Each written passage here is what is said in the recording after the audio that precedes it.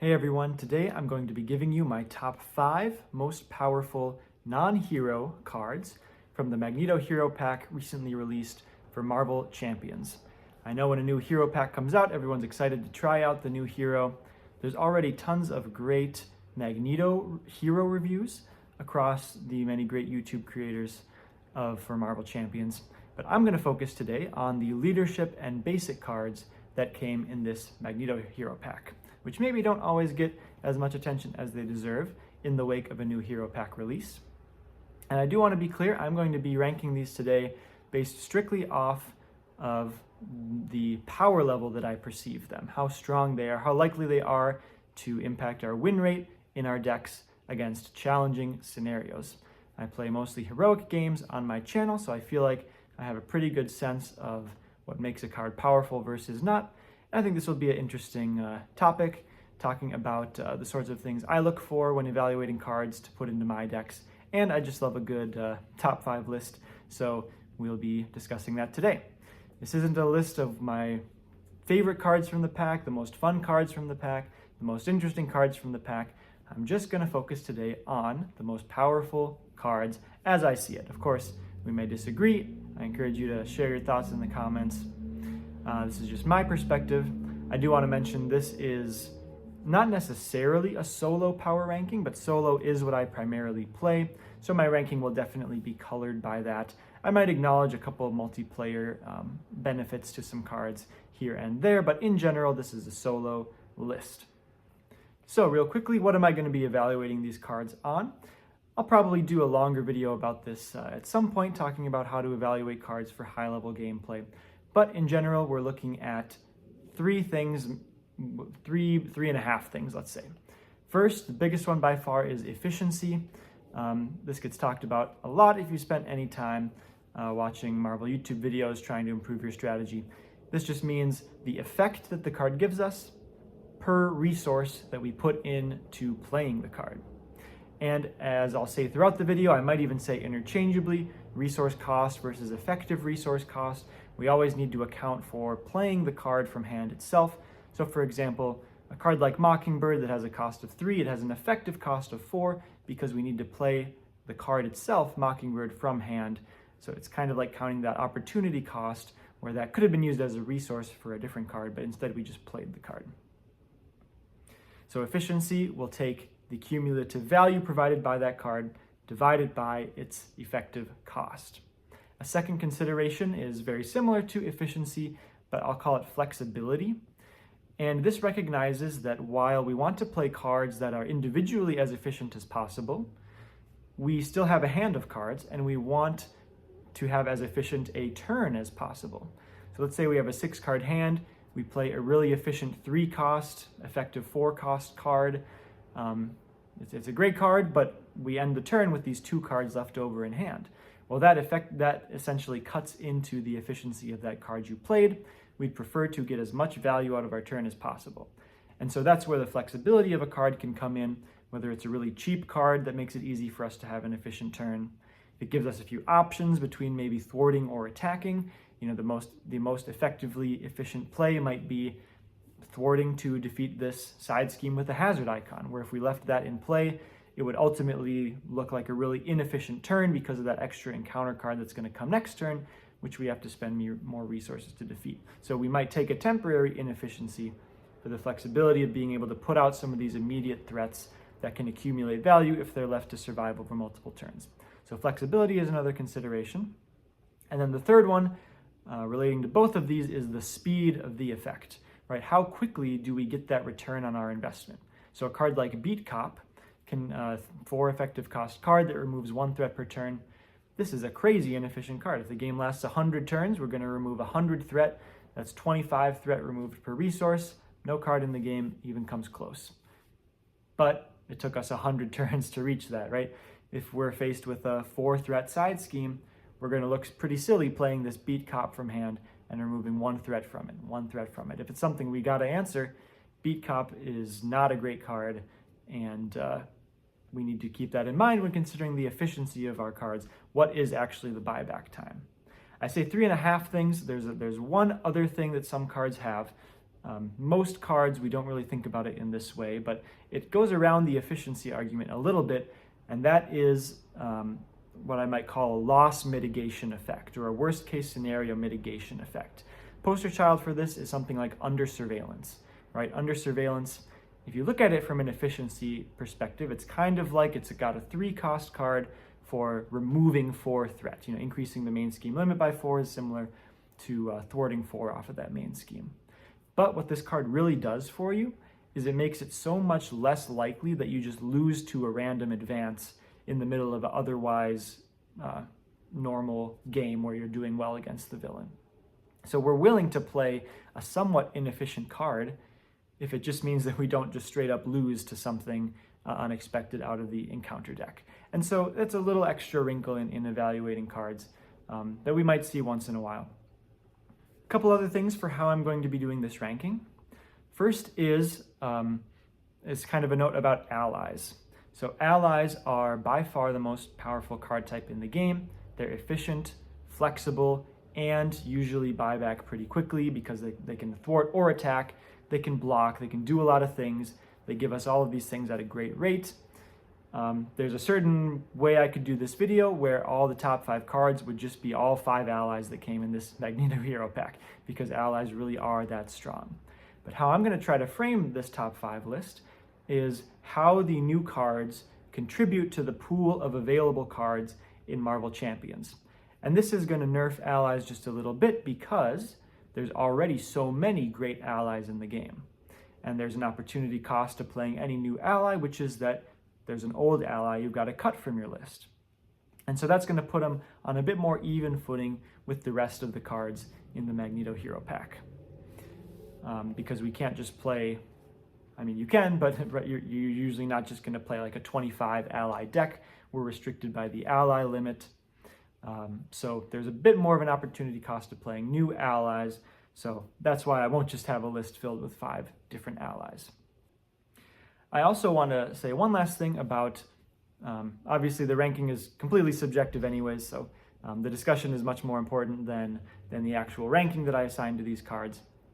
But there's a spectrum of what makes a card powerful in my mind, where it can either be just a massively powerful card, or it can add power to a very wide range of decks. Take, for example, a lot of trait-locked cards are like this, right? Think about the Gamora ally. Gamora can only be played if your character is a Guardian. So Gamora is extremely strong, but can only be played by the Guardians. Compared to some basic ally, let's say Deadpool, anyone can play Deadpool. I think Deadpool is a little worse of a card. I don't want to argue that point now, but you get the point where Deadpool can be played by anyone. It's sort of archetype agnostic, so it bumps up a lot of decks just by a little bit, but Gamora is a card that bumps up a certain subset of decks by a lot. And so we've got a mix of both of those in this Magneto Hero Pack, and I'm kind of just trying to gauge the cumulative effect. How many decks does it affect? How much stronger does it make those decks? But some are going to really be a high ceiling in a few decks. Some are going to be contenders in lots of decks. And so I'll be sure to comment on when I'm looking at how I'm looking at these cards, where they fall into that mix. All right, with all that out of the way, we're ready to get into my top 5. So at number 5, I've got Children of the Atom. This is a 1-cost basic support that says, well, you can play it under any player's control, but it says each X-Factor, X-Force, and X-Men character you control gains all of the other traits. So already you can see this is not just a fun or interesting card power ranking, because I think this is actually probably the most interesting card in the whole pack with some of the deck building possibilities. But I do think it's contributing some power as well. I'll first talk about why I'm interested in this card from a power level perspective, and then I'll say why I've only ranked it at number 5. I think the biggest thing for me is, well, there's a few things. First big one is giving X-Force characters aspect to X-Men trait-locked cards or X-Men archetypes, such as Utopia. Utopia is probably the biggest one. Now you can use Utopia to ready your identity if your identity had an X-Force trait before. Now it can also have the X-Men trait, so it can work with Utopia. There's a bunch of just individual allies that require your identity to be an X-Men. Thinking armor and protection, you need to be an X-Men. Magic can shuffle in an engaged minion that's engaged with an X-Men. So you get access to some of these really powerful X-Men trait-locked effects as an X-Force hero. There's not so much that goes the other way. There's not really a strong reasons why an X-Men hero would also want the X-Force trait. But if we think about an X-Men hero playing a Utopia archetype or a training archetype, training are these upgrades that we can only attach to X-Men. Now they can play a few of the really strong X-Force allies and not break their, they can still trigger Utopia with them. And especially Utopia, if we get an extra ally slot, if all of our allies have the X-Men trait. So now we can play an X-Force ally without breaking that. Same goes for Uncanny X-Men. Extremely powerful card. Maybe not the best to play with X-Force allies because you don't get that reduction of 1 cost from hand. Children of the Atom only affects characters that are in play, but at least you won't break that team by playing some of the really strong X-Force allies. The ones that come to mind are Marrow. Marrow is this basic ally. Extremely powerful card, but she's got the X-Force trait, so I'm always agonizing over including her in some of my Utopia decks just because, man, I really want to play her, but she's not an X-Men. X-23 is another really strong leadership ally that has the X-Force trait, and she even less than Marrow. I just really can't justify playing her a lot of the time because she doesn't have that X-Men trait. The next thing I like about Children of the Atom, what it enables, is some of the really strong X-Men X-Force Alliance cards. So this would be like Gunboat Diplomacy or Mutant Mayhem. I guess Alliance is the multiplayer mechanic, but that's just how I'm labeling these cards. They require you to exhaust, or at least to have, an X-Men and an X-Force traded character in play. This makes Children of the Atom makes that much more easy to accomplish. So there's definitely some powerful things that this card enables. I'm a bit hesitant on this card, and it's probably more likely if I look at this list in a year or two that I would move this down. That's probably more likely than me moving it up. But these types of decks have some struggles in high-level gameplay. First of all, just looking at Children of the Atom, it's a 2 effective cost card that does nothing to address immediate threats on the board. It's not going to help you kill a minion right away, not going to help you block going into the next villain phase, for example. So we need to treat these cards with a deal of scrutiny because we can't afford to do that on certain turns. If we play too many cards in our deck that do that, we can end up with really bad hands where we get two double resources, 2 Children of the Atoms, and then a 1 cost card. You know, we can have some very weak turns if we play too many of these situational cards. Still, it only costs 1, so I'm not hugely penalizing it, but it's something to acknowledge. Also, we kind of got to think about these decks that the card is going in. If we're doing this like half X-Men, half X-Force Utopia deck or Alliance deck that I talked about, what does that deck actually look like if we don't get Children of the Atom into play? Because let's say we only play 1 copy of Children of the Atom in our deck because we can only have 1 in play anyways. If the turn we draw it in hand, we really need to deal with an immediate threat. Now our first pass through the deck, we don't have access to that, and we lose the value that our deck was built around. That can be a negative thing. We might not be building that type of deck at all when we're concerned about building a powerful deck. Same goes right for the X-Men X-Force Alliance cards. If we can't get an X-Men and an X-Force character in play in order to play those are going to be some more dead cards in our hand. And in high-level gameplay, especially heroic, right, we're getting attacked more by the villain. We need to throw allies to block more often. We need to use up allies to deal with side schemes, prevent the main scheme from advancing, deal with minions. So it can be really hard to line up these alliance cards in a normal game without Children of the Atom into play. So if we miss that chance to play it, it can be pretty negative for our game. So, we could compensate for that by playing more copies, but now we've got more of these situational cards, and then once we've got the first in play, we'll have these dead cards in hand the rest of the game. So those are some mitigating things to why I don't rank Children of the Atom higher. I've not played with it a ton yet to really say where I think this lands.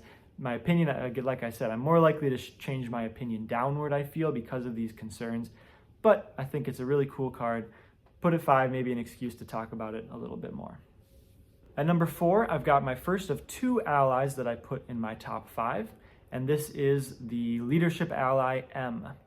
M is a 4-cost ally with 2 thwart, 3 attack, notably 2 consequential damage on the attack, 4 health, psionic X-Men traits, response after M enters play, defeat a minion with fewer remaining hit points than M. So first thing, whenever we look at an ally, we want to look at the baseline efficiency. There's a term in Magic called the vanilla test. This is where you strip away the text box of a card and you see if just the stats alone, how do they make you feel about playing the card. And in Marvel Champions, a lot of allies fall into this baseline where we look at their effective cost. In the case of M, it would be 5. We account for 2 resources of that for blocking with the last hit point, because 2 resources, that's about the cost to apply a stun, confuse, get a tough, any sort of status or any sort of activation negation from the villain gets a value of about 2. And then for each resource that we spend on top of that, we want to be able to thwart for 2 or attack for 2 using that ally. And the shortcut for this is any ally, if they've got a thwart or attack stat of 2, and if their health matches their printed cost, they will meet this baseline efficiency. So using M as an example, right, effective cost of 5, take 2 away for blocking on the last point, and then indeed she has 3 points of health before that last point, so she can thwart for 2, thwart for 2, thwart for 2, and then block with those last 2 resources. So that gives her good baseline efficiency, right? We wouldn't play any ally just based off of that, because those are a dime a dozen in the game. But it's at least our starting point. Any value on top of that is amazing. And M indeed has a very strong enters play ability of defeating a minion with fewer remaining hit points than her. So in general, this is going to be a minion with 3 hit points or less, as she's coming in with 4. And so this is a solid ability. Definitely punches above that baseline efficiency in a way that many of the best allies in the game do. Something we always consider, especially dealing with leadership allies, is how they play with cards like Call for Backup and Make the Call. These cards really reward us for having a toolbox of ally abilities in our deck that we can pull out, whether it's from the discard with Make the Call or from anywhere with Call for Backup, that we can pull out at a moment's notice to trigger their effect on a board where it's relevant. Right, so a lot of the times we get Nick Fury with these effects because drawing 3 is always great, but you can definitely imagine situations where M is a fantastic minion to get because it'll kill 1 3 health minion when it comes into play. That minion could even be tough. M doesn't care about that. She'll just discard it. And then have a thwart stat and stick around for a few turns and do a lot of thwarting. Handful of other upsides with M, right, that 3 attack. We're generally not going to do that as much with the thwart because of the 2 consequential damage. There's less value per hit point that M comes with, but it's obviously upside to have that option. Sometimes you gotta really kill a minion right away, so you attack it for 3. It gives M a little stronger if you don't block with her on her last hit point. That extra consequential doesn't really matter so much. Attacking for 3 on her way out. Comboing with things like Teamwork. There's another card we'll get to later in this pack, in the Magneto Hero Pack, that adds an ally's stat to your hero's stat. So having a stat of 3 gives us some nice flexibility with the card. 2 great traits. Obviously, everyone we're going to talk about today is an X-Men, but X-Men obviously has lots of combos with Utopia, with training cards. To me, my X-Men I'll talk about in a second.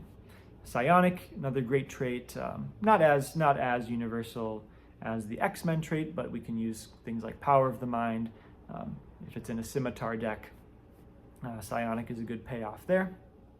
I mentioned To Me My X-Men. Whenever we're playing Leadership X-Men, this is another card we're going to think of because it's a strong card for a strong deck. To Me My X-Men, a 2 effective cost card.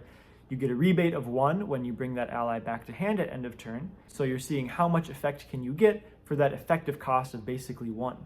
And in M's case, we get massive upside if we can kill a minion when she comes into play. But whether it's 2 thwart or 3 attack, that's another great use of an ally, well worth the 1 effective resource, even if we don't trigger that response. And when we play these decks, we just jam like 15 allies into our deck. And so getting more good hits for that archetype is a great thing. Last thing I want to mention is if you have team training out, M actually comes in with 5 hit points, so she can kill a minion with 4 or fewer hit points.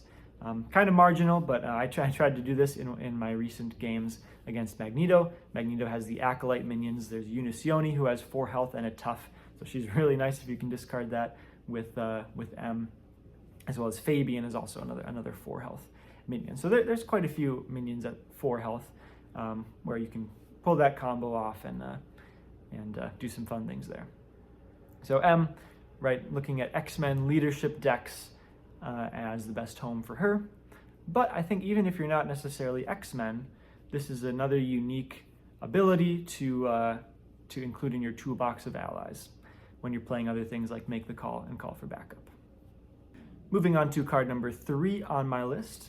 This is my second and final ally of my list. I put them pretty close together. Again, if it was just a power ranking, they might be 1-2 on the whole list. But, you know, there's lots of great allies in the game. So at number 3, I've got Phoenix. Phoenix is a 3-cost ally, 2 thwart, 1 attack, 3 health. So passes the vanilla test, right? Cost equal to hit points, has a stat of at least 2.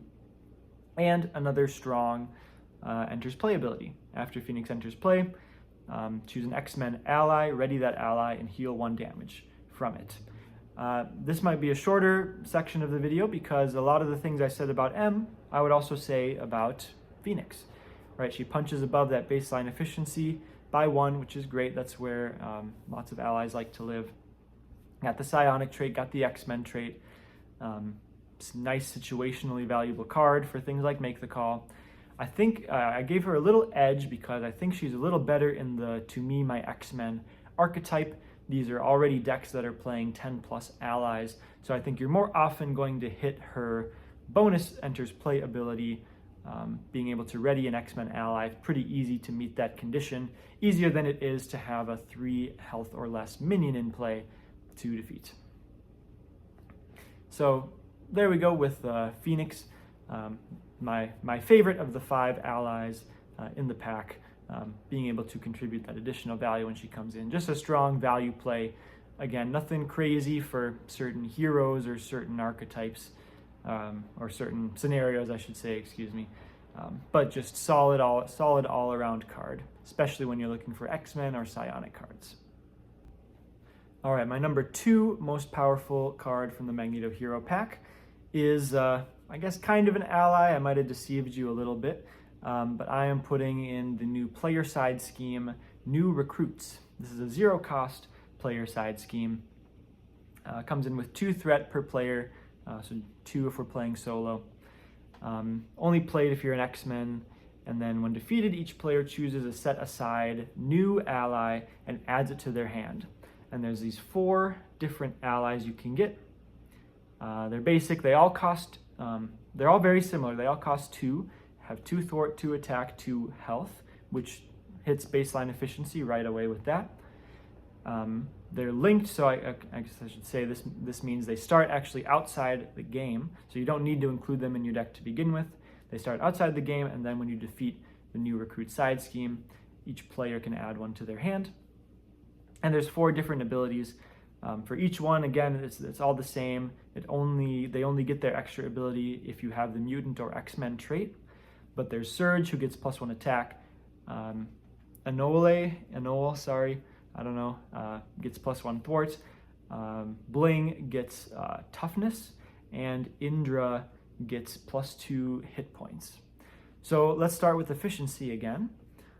We need to spend 1 effective resource to play the player side scheme into play, about 1 effective resource to thwart it for 2, and then we get one of these allies to hand. So we've already spent 2 resources up front to get the ally in hand.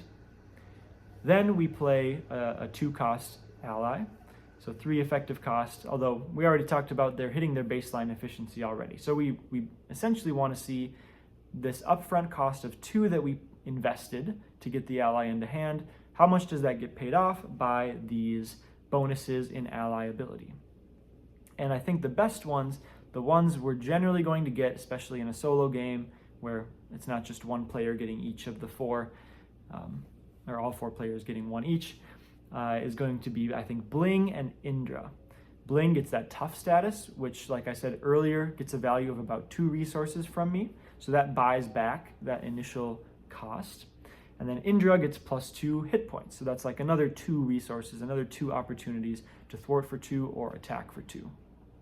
So it's kind of hitting expected efficiency when you get that ally in hand, which doesn't sound great, but there's a few reasons why I actually really like this. First of all, the new recruit side scheme, it's a 0-cost card. And 0-cost cards go a huge way towards giving you a flexible hand. They make it really likely you're going to spend all your resources on a turn, because you're never going to end up with just 1 card left over. If you've got a 0-cost card, pay for your cards with other stuff, keep that 0-cost card in hand, and then put that down on the table. Right, even like if you're going to have 2 cards left over, now you only have 1 card left over because you're able to slip a 0-cost card into play. Really easy to do at any time. Again, that doesn't speak to the individual card efficiency in that case, but it's looking at your hand as a whole, and you can usually craft nice turns when you've got some cheap cards to use flexibly. Now we've got this new recruit side scheme in play. It essentially acts as like an ally on demand, which I really like. So if you're playing a Utopia deck, you're inevitably going to have a turn where you just don't draw like an X-Men ally into hand. Now you've got a button you can push on the board, thwart it for 2, probably just a single hero activation or ally activation to get an X-Men ally in hand, and now you can play it to trigger Utopia. Whether it's Bling, you really need that block right now, you can go thwart it, and grab yourself an ally. There's a lot, obviously, I kind of mentioned this, but there's a lot of flexibility just in those 4 different allies. You can imagine different situations where, okay, I need to turn my 2 thwart into a 3 attack here, so I'm going to thwart this down for 2, get, which one is the attack? Get Surge, and attack something for 3 this turn, maybe the next turn. If you're playing a danger room training, right, because we're in leadership, so we're looking at danger room training, maybe also game time. You've drawn your danger room training, but you don't have an X-Men ally in play. Push this button, get yourself a nice X-Men ally. You can get the thwarting one or the attack one, whichever one's going to be better for your situation. And even those ones, this might be the case where they are better than Bling or Indra because they've got the extra stat. If we're doing an ally buff strategy, we're not just trying to block with them as soon as possible. So that extra point in the attack or thwart gets us a lot of usefulness. The last thing that's really nice about this card is that, right, we're kind of baseline efficiency when we go through and defeat the side scheme the first time, but after we're done with that ally, it's just going to go to the discard and back into our deck. And now we've got this hyper efficient ally in our discard for make the pile or in our deck for when we draw it again. And so now when we play Bling a second time, now Bling is like this crazy ally. We don't have to invest that 2 resource investment like when we defeated the side scheme before. We just get this 2-cost, tough, 2 thwart, 2 attack ally, really strong card in our deck for the rest of the game. So I really like this card for lots of the reasons I like allies, but the fact of it being a player side scheme, especially one that costs 0, super flexible. It's 4 different allies in one. I think this will be a nice staple level card for X-Men leadership decks. And possibly, well, okay, you need to be an X-Men to play the card at all. You don't even need to be super built around X-Men, but especially if you are, nice to have this ally on-demand player side scheme. And the number one card on my list, one of the most exciting and interesting cards from the Magneto Hero Pack, is Face the Past. This is a zero-cost event with the super unique ability, especially for a basic card. We search the encounter deck discard pile set aside area for our Nemesis minion and reveal it. So we spawn our Nemesis minion in order to ready and draw 3 cards. And then we can't attack the villain this phase. The card removes from the game, so it's only a one-time play. So let's start again, just looking at efficiency.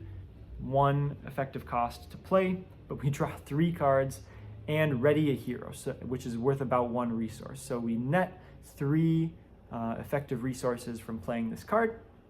Obviously, this is mitigated by spawning our Nemesis minion. So we've got to be a bit careful that these 3 resources we get are worth spawning our Nemesis. So obviously, this is not a card that's going to be playable by every hero in the game. It very much depends on what your Nemesis minion looks like. But in general, if that Nemesis minion has 4 or fewer hit points, it should only take you about 2 effective resources to defeat it. So we netted 3 from playing Face the Past. If we need to spend 2 resources to defeat the minion, then Face the Past netted us 1 resource overall. So it's kind of like a double resource card in that way, but it's better than a double resource card in the sense that we got the resources in the form of drawing cards, right? Which is always because cards equal resources, but resources don't always equal cards. So that's strictly better. We got the ready, obviously 3 cards. So there's a lot of modularity in what we can get there. So that's just kind of straight up, if we've got the right kind of Nemesis minion, it's a good value play. But there's also a handful of heroes who just absolutely love this card or get some extra value from it. Journeyman 2 is a YouTube video maker who I've had the pleasure of playing a game with recently over TTS.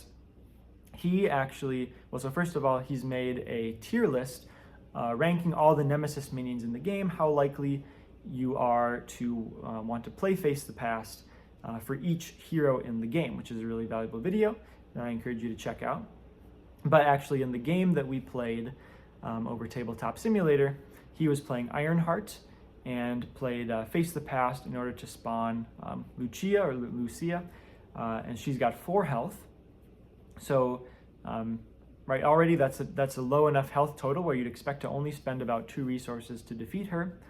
But you can kill her with Photon Blast. Photon Blast costs 2 plus the card itself, so 3 effective costs to kill the minion. So you kind of break even there. But Photon Blast really wants you to be able to kill a minion and give Ironheart those 2 progress counters. So when it's all settled, you've essentially gotten 2 free progress counters. You had to spend the resources you netted from playing Face the Past, but you got these 2 free progress counters. Super good for Ironheart. I think Thor is an obvious one. Loki's not like the easiest. He can end up being a pretty annoying minion to deal with, but Thor draws 2 cards when he engages a minion, and we're especially hungry for ways to do that in the player phase, because in the villain phase we're drawing minions. We can potentially draw minions from the encounter deck, but we need a specific card effect that engages us with the minion to trigger Thor's ability during the player phase. Face the Past, another excellent way to do that. And there's a few other heroes, or several heroes I'm probably forgetting. Nova is another one that comes to mind. Right, Nova is built around these big Unleash Nova Force turns where we want to defeat minions and defeat side schemes. So getting another minion into play acts as like a rebate for the cost to pay, for the cost to kill this minion, because we get to ready Nova, draw a card. Readying Nova readies the helmet, so it's like a 2.5 resource rebate that Nova gets for defeating a minion. Outside of specific heroes, there's aggression archetypes that love to defeat minions if we're playing Hall of Heroes. If we're playing an overkill archetype, maybe just Rocket Raccoon. I can't think of what Rocket's Nemesis minion is. I think it's not too bad, but right, we're looking for ways to overkill minions there to draw some extra cards. Protection decks. there's the new Change of Fortune card from the Nightcrawler Hero Pack. Really wants you to kill minions during the villain phase. This can be another way to make sure you have a minion out for you to kill, in addition to something like Come Get Me Bub in protection. And I think above all, the reason I've put this card number 1 is it's a staple level card where all you need to tell me, basically, if you tell me what hero you're playing, I can tell you whether or not you should be playing Face the Past in your deck. It's like no matter what deck archetype you're trying to make, no matter what scenario you're going to play against, there's heroes in the game where you're just going to play Face the Past in every deck of that hero. And it's like not even a question, because it's just like a double resource. It's a double resource in the way of drawing cards, which makes it not redundant with double resource cards. And so it's just, I just view it as a staple level card. It's going to go in a bunch of my decks for the right hero, and it's going to be even quite powerful in specific decks. So Face the Past gets my number 1 spot for top cards in the Magneto Hero Pack. All right, so now I'm going to talk about the rest of the cards that we got in the Magneto Hero Pack, the rest of the leadership and basic cards that didn't make my top 5. I'll talk about maybe why that is, but also where there might still be some room to play these cards in good decks, even if it's not going to have quite the impact I anticipate as those top 5. So let's start with the 3 other allies that we got in the Magneto Hero Pack. And this is, let's say one last time, right? If you're if you're someone who you own, maybe the core set is all you own, you're scoping out new hero packs to buy, the 5 most powerful cards for you in this pack are all 5 allies. Like, I would just say that straight up. Allies are incredible cards, but the reason I've downgraded them for this video is that there's just a lot of great allies in the game to play. So I think the top of the 3 I had left, and I debated even maybe putting her at number 5, but I wanted to talk about Children of the Atom a bit more. We've got White Queen. Right after she enters play, she discards a status card from a character. So this is, again, hitting baseline efficiency plus a bonus effect of discarding a status. I put her below M because it's another semi-situational one, so I wanted to make sure she was below Phoenix. She can only be played if your identity has the X-Force or X-Men trait, so a little bit restricted there. Can't always play her in alter ego form. Right, a little bit situational on the ability, just like M is, but I like some of the upsides from M a bit more. If you thought I should have put White Queen in over instead of M, I wouldn't really fight you too hard on that. Then we've got Kid Omega, 2-cost leadership ally. After he enters play, he's got this really nice and flexible ability, spending a resource to either do 1 damage to each enemy or remove 1 threat from each scheme. Ultimately, right, this is a flexible effect, but it doesn't punch above the baseline efficiency by giving us like an extra free resource of value. Gives us a nice place to put resources, can help us have a flexible turn. Perfectly playable card, just didn't crack into my top 5, given that I want to be somewhat restrictive with the allies I include in there. And then the last ally we've got is Cyclops.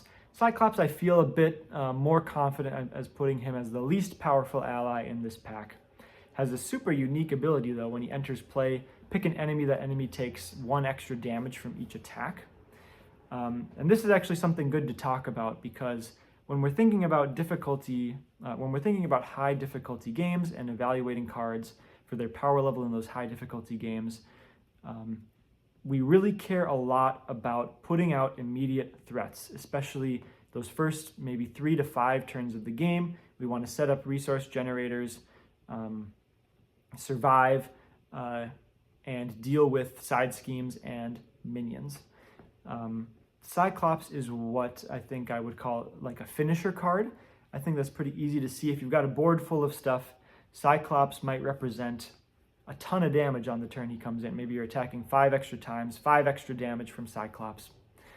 But this kind of goes against what allies are usually, what gives them so much value, and that's being able to give you some flexible, either thwarting or attack, and then block. If we just look at Cyclops' baseline efficiency, he actually doesn't meet the baseline efficiency. He costs 3, but he only has 2 hit points. So he's actually starting at -1 at 1 resource below the expected value of the card. So even if that enters playability, maybe it gives us 2 extra damage on a minion in play, that's only bringing him back to standard efficiency. So obviously he's going to be ranked below the other allies that I put in the top 5 and even White Queen. But just on top of everything, right, finishing the game is usually not the most important thing towards evaluating a card. Once we've stabilized the board, winning is often just a matter of time. If we've got more resources per turn than the villain, we're going to chip damage in once in a while. Eventually there will be a turn where we can turn all our allies sideways, play an attack from hand, attack with our hero, right? Finishing the game, it's definitely a strength of certain heroes, if we think about Ironheart or Star-Lord, where they can just kind of rush out of nowhere. But to have this effect on an ally, where a lot of the cost is baked into that block ability, the thwart or the attack, like there's a lot of value in the ally slot. I guess really just the 2 for the block. There's a decent amount of value here that's where we're kind of overpaying for this finishing effect, even if the finishing effect was the thing we wanted out of Cyclops. So okay, ended up talking about Cyclops a bit more than I thought I would, but I think it's important. It's an important thing to discuss when talking about power levels of cards. When we see a finisher card, not always the biggest priority to include in our decks. So moving into the non-ally cards, we've got a pair of cards that are kind of halves of each other. They're parallels of each other. First is Noble Sacrifice. So 1 cost event, discard an ally you control, heal damage from your hero equal to the printed hit points, and give a tough status. And then I'll just talk about You Got This right away as well. Has much of the same ability. One cost event is a response to your hero making a basic thwart or attack, but you still discard an ally, and then you add that ally's matching power to your hero and ready your hero. So I've not included these in my top 5 because there's a really big cost to discarding an ally, right? We love to have our allies around to block for us. Now, if the effect is powerful enough, we'll recognize that. It might still be a worthwhile card to play. But in general, for both of these cards, right, Noble Sacrifice, you get a tough, that about balances out with the fact that you discarded an ally. So now we're looking at a 1 cost event that on the net healed your hero equal to the ally's printed hit points. And so we've paid a 2 effective cost for maybe a heal of 3 or 4. It's not nothing, but it's, right, it doesn't help with immediate threats, might help us stay alive a little bit. Not so much better than like First Aid, which can also heal allies. Add on to that the conditional of like, we need to get an ally on 1 hit point left who we can discard. Not the hardest thing to get, but right, if you're ever discarding an ally with extra hit points, that eats into the efficiency. So, right, you can craft use cases for these cards, absolutely. But I just think it has a smaller use case than these other cards.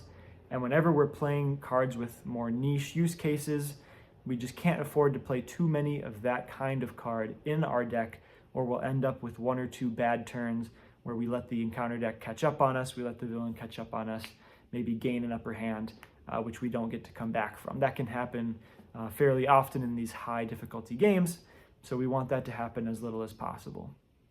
You Got This. Similar reasoning, we need an ally who's ready to discard, hopefully on their last point of health. I think you get a little less value here, so effective cost of 2 for the card, another 2 for losing the ally block. So effective cost of 4 in order to gain the ally's matching power, which is probably only worth 1 resource with 2 threat or 2 attack. And we ready our hero, which is also going to be worth another 2 threat or 2 attack. That really doesn't shake out in a way that I like for efficiency. Now, as a finishing card, obviously this can be strong. If we don't care about the ally block at all, right, we get a nice burst of damage from this card. Like I talked about with Cyclops, finishing cards, we don't put a high priority on those in these high difficulty games. For both cards, I want to acknowledge, like, there's certain scenarios, certain heroes where blocking with allies is not really in the game plan at all, so we actually don't lose much value at all when we play this. Someone like Drax. Drax wants to keep getting attacked, so Noble Sacrifice is actually an interesting option with Drax. So is You Got This for what it's worth. Drax loves to be ready and attacking more to draw cards with Y3 Mastery. Also something like to me, my X-Men archetype, right, because that X-Men ally is going to bounce back to hand at the end of the turn, so we don't have the opportunity cost of losing the ability to block with it. There's sort of one effective resource less there. We lose the ability to bounce it back to hand, but that's not as bad as losing the ability to block with it. So look, there's some fun use cases for these, but in my games where I want really consistent decks against hard scenarios, these are the types of cards. Every time I try to do something fun with these, you just got to be doing something more consistent. All right, second to last card is Squared Off. We spawn a minion from the encounter deck in order to play an ally from our hand with a cost reduced by 3. So this is like a triple resource card, a bit similar in vibe to Face the Past, giving us a 3 resource cost instead of the 3 resource benefit instead of the 4 resource benefit like we said with Make the Past. But we're getting a random minion, which is situationally, could be even better than getting our Nemesis minion, but situationally can be worse as well. In addition to just being, right, getting 1 resource less out of it as the effect of Squared Off. So I think in general, right, we're netting 2 from this, right? We get 3 resource effect for 1 resource card. We need to have an ally in hand, which is like just one extra layer of conditionalness. There's a word there out of conditionality, something like that. There's an extra condition we need to meet for this to reach its full value. We net 2. So we only really make a positive on this exchange if we can kill that minion with an effective cost of 1 resource. And that can be pretty hard to do. It needs to be the right kind of scenario with a bunch of 2 health minions. I can't think off top of my head what that would be. And it's not like some of these other cards, some of these other, like Face the Past, spawning a minion. I talked about how this works with an aggression deck or with a protection deck that might reward you for killing minions. But the Squared Off is a leadership card, and leadership in general is not having that sort of archetype built into it. Maybe we've got Hawkeye who can deal it some damage, which is nice, but again, right, then that's eating into the value we got out of Hawkeye. Right. So Thor, like I mentioned with Face the Past. Thor is going to love this card. Thor is going to play the heck out of this card. All right, but that's just one hero. So it's got some uses, I think, against certain scenarios. Thor at least as a hero, maybe some other heroes, but couldn't put it in my top 5. And last card is Won't Stay Down, 1 cost, leadership support. Only if you've got X-Force or X-Men. And as an alter ego action, you discard it to return an X-Force or X-Men ally from discard to hand. I'm applying a similar rule, actually, that I applied to the allies, where I downgraded all the allies because of how good other allies are. This is a card that's like almost completely strictly worse than Make the Call, which is a core set card, which everyone has. You can play 3 copies of Make the Call. The only little benefit you get is that you can trigger any ability that plays from hand, rather than just simply entering play. But in Leadership and Basic, for X-Men and X-Force allies, there's pretty few examples of that. I think Caliban, Pixie, Shadowcat is one.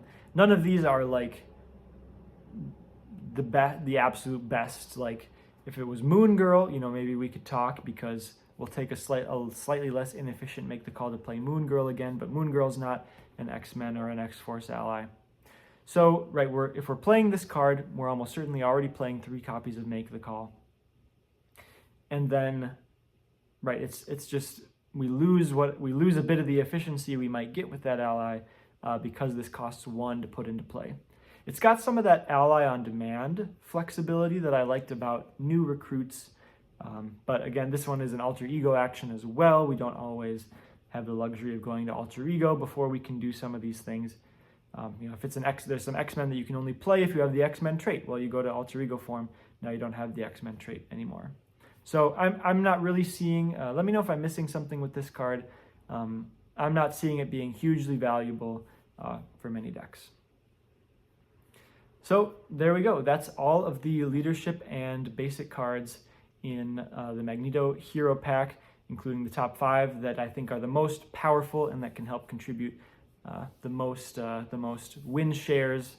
There's a sports word for you. Your most wins above replacement compared to other cards in the Marvel Champions card pool. Let me know your thoughts. I'm most interested if I've missed a powerful use case of some of these cards. I'd be really interested to hear if I missed something. I tried to do some research before to see where these cards can be used. If you've got a problem with my exact ranking, I mean, right, the exact ranking, it's fun to use that as a punctuation mark, but the exact ranking doesn't matter so much as the discussion around how we're going to use these cards. And it's always just an interesting, fun thing to talk about, and I love a good ranking. So thanks for watching this video. Let me know your thoughts.